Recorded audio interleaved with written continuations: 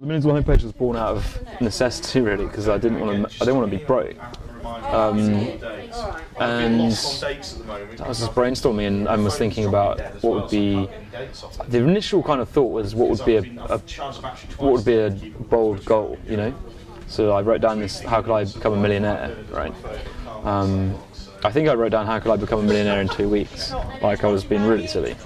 But that kind of spurred that kind of creative process. But I mean, generally, I don't know, I just sort of, I guess I just look at what's around and ideas sort of just happen to some extent. The Glyndwr homepage, I knew it sort of, it was quirky enough to get some attention, but to what extent it was going to work, it was difficult to say.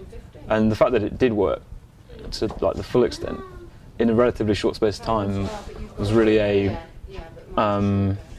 validation of the power of the internet, you know, and how ideas can spread fast, and even faster now. Like that was 5 years ago, and the power lay more with news media, and now the power lies with the individual and social media.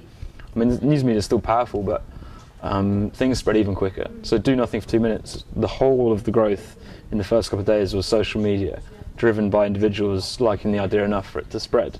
And only later, when it was already popular, did the news media take an interest and give it another boost. But it was successful, probably faster than it would have been had it been done years ago. You know, the internet has flattened the landscape, so it's leveled the playing field, right?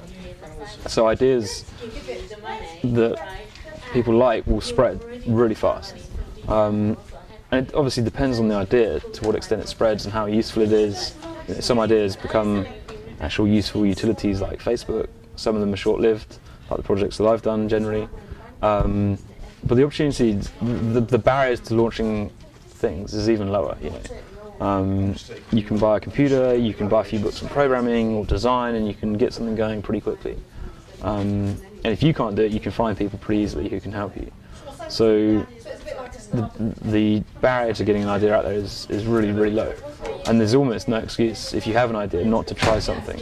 You know, if you can make time for it, and if you're sort of interested in that, you won't learn anything without trying. You know, it's the old cliches, but they're just all true. And I mean, I've had tons of projects. So I've been doing internet stuff for 10 years. My first couple of projects were reasonably successful and acquired.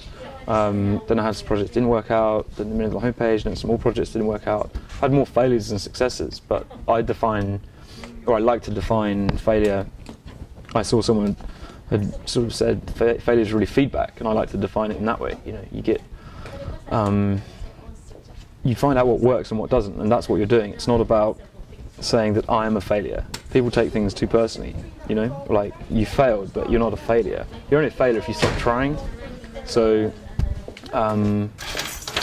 that's the point. You just got to keep going, keep trying things, and don't give up. Just, you know, if you enjoy what you do and you believe in the ideas that you're doing, then just keep going. Some of them will work, some of them won't. You know, but you only learn by trying. So.